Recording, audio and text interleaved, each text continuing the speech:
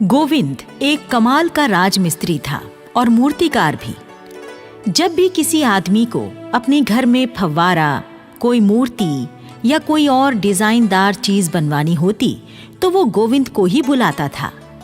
गोविंद के काम की हर जगह तारीफ होती थी। वो बहुत ही शांत स्वभाव का व्यक्ति था। कभी किसी से झगड़ा नहीं करता था। अगर कभी कोई उसे नुकसान पहुंचाने की कोशिश करता तो उसके लिए भी वो अपने मन में कोई बदले की भावना नहीं रखता था। उसे अपनी माँ की दी हुई शिक्षा याद आ जाती थी। जोतों को कांटे बोए तो ही बोतू फूल, तो को फूल के फूल हैं, बाको है त्रिशूल। जो अपने माँ के बताए रास्ते पर चलता और अपने मन को शांत रखता है। गोविंद की माँ खाटू श्याम प्रभु की भक्त हुआ करती थी। गोविंद को खाटू श्याम की भक्ति अपनी माँ से विरासत में मिली थी।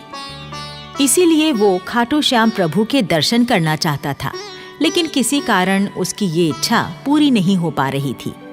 जब कभी भी वो खाटू श्याम प्रभु का भजन गाता तो मन ही मन उनसे सवाल भी करता। प्रभु, मैं सबके घर बनाता हूँ। आपकी कृपा से सभी मेरे काम की तारीफ भी करते हैं, पर आज तक मेरा अपना घर नहीं बन पाया। मेरे ऊपर आपकी कृपा कब होगी प्रभु, कब होगी? असल में गोविंद के पास जमीन का एक छोटा सा टुकड़ा था जिस पर वो अपना घर बनाना चाहता था। पर जब भी वो घर बनाने की कोशिश करता, पास रहने वाला चंदर पंचायत में उसकी शिकायत कर देता और कोई ना कोई नुक्ता निकाल कर उसका काम रुकवा देता। गोविंद हर बार अपने मन को समझाता। एक दिन गोविंद के सपने में उसकी माँ दिखाई देती है। गोविंद माँ को देखकर रोने लगता है। माँ, माँ, माँ, मेरा घर कब बनेगा? माँ, मेरा घर कब बनेगा? दुखी मत हो बेटे, मैं जानती हूँ कि तू अपना घर बनाना चाहता है। फिर वो चंदर हर बार किसी ना किसी बहाने से तेरा काम रुकवा देता है। तुम ही बताओ माँ, मैं क्या करूं? मेरे पास जमीन का टुकड़ा भी है, छोटा ही सही, पर अपना तो है। और मैं एक अच्छा राजमिस्त्री भी हूं, पर अपने ही घर नहीं बना पा रहा हूं माँ। तू फिक्र मत कर बेटा, सब ठीक हो जाएगा। गांव के बाहर अच्छी साफ जगह है, वहां तू खाटू श्याम प्रभु की मूर्ति बना दे। जैसे ही वो मूर्ति पूरी हो जाएगी, तेरे सारे काम अपने आप बनते चले जाएंगे। ठीक है माँ, जैसा तुम कहती हो मैं वैसे ही करूंगा। मैं प्रभु की मूर्ति जरूर बनाऊंगा। हाँ माँ, ये मेरा वादा है तुझसे। गोविंद के इतना कहते ही माँ चली जाती है। गोविंद का सपना टूट जाता है और उसे माँ की कही बात याद रह जाती है। अब गोविंद इसी बात को अपनी दिनचर्या बना लेता है। मजदूरी के काम से समय बचाकर वो गांव के बाहर की साफ जगह पर खाटू श्याम प्रभु की मूर्ति बनाना शुरू कर देता है। गोविंद की कारीगरी उस मूर्ति में झलकने लगती है। कुछ ही दिनों में मूर्ति बनकर तैयार हो जाती है। तैयार मूर्ति को देखकर गोविंद अपने आप से कहता है, वाह प्रभु, आपकी कृपा से आपकी क्या मूर्ति बनी है। लगता है आप अभी बोल उठेंगे। काश प्रभु आप मेरे सामने प्रकट हो जाते और मुझसे बात करते। प्रभु। गोविंद, लो मैं आ गया। प्रभु, प्रभु आप स्वयं साक्षात मेरे समक्ष। प्रभु धन्य हो, प्रभु धन्य हो।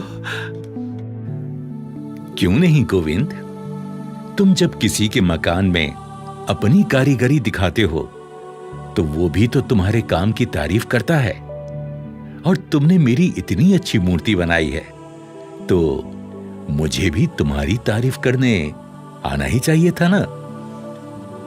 प्रभु, प्रभु ये तो मेरी माँ का आदेश था। आप तो जानते ही हैं कि मैं अपना घर बनाना चाहता हूं, पर किसी न किसी बहाने से कोई ना कोई अड़चन आ ही जाती है। आप ही बताएं प्रभु, मैं क्या करूं प्रभु। चिंता ना करो गोविंद, अब कोई अड़चन नहीं आएगी। तुम मकान बनाने की तैयारी करो, तुम्हारा हाथ बटाने मैं स्वयं आऊंगा। फिर तुम्हें कोई कष्ट नहीं होगा, कोई रुकावट नहीं आएगी। धन्यवाद प्रभु, धन्यवाद। गोविंद समझ गया था कि अब उसका मकान बन जाएगा। जब प्रभु स्वयं मदद करने की बात कर रहे हैं तो फिर काम को कौन रोक सकता है।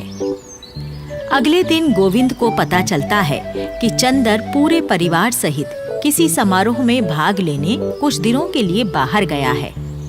गोविंद समझ जाता है कि ये प्रभु का इशारा है। अब उसके मकान बनाने के काम में कोई अड़चन नहीं आएगी। गोविंद अपना मकान बनाने का काम शुरू कर देता है। गोविंद की मदद करने प्रभु स्वयं आते हैं और उसको जिस भी सामान की जरूरत होती है तुरंत पकड़ा देते हैं। जो भी गांव वाला उधर से गुजरता है और गोविंद को मकान बनाते हुए देखता है, उसे यही दिखाई देता कि गोविंद तो अपना काम कर ही रहा है, पर साथ में 10 मजदूर भी उसकी मदद करने में लगे हुए हैं। पर असल में तो ये खाटू श्याम प्रभु ही थे जो स्वयं गोविंद की मदद कर रहे थे। मकान बहुत तेजी से बनकर तैयार हो जाता है। मकान तैयार हो जाने पर गोविंद गांव के सरपंच जी को आशीर्वाद देने के लिए बुलाता है। सरपंच जी खुद नारियल फोड़ते हैं और गोविंद को आशीर्वाद देते हैं। तभी चंदर अपने परिवार के साथ लौट आता है। जब वो देखता है कि गोविंद का मकान बनकर तैयार हो गया है और सरपंच जी खुद उसे आशीर्वाद दे रहे हैं, तो वो समझ जाता है कि अब वो गोविंद को नुकसान नहीं पहुंचा सकता। गोविंद के मकान में उसकी कारीगरी की सभी तारीफ करते हैं। उसकी ये तारीफ पास के गांव के ठेकेदार के कानों में भी पड़ती है। उसे लगता है कि उसकी बेटी के लिए इससे अच्छा वर कोई नहीं हो सकता। वो अपनी बेटी की शादी गोविंद से कर देता है।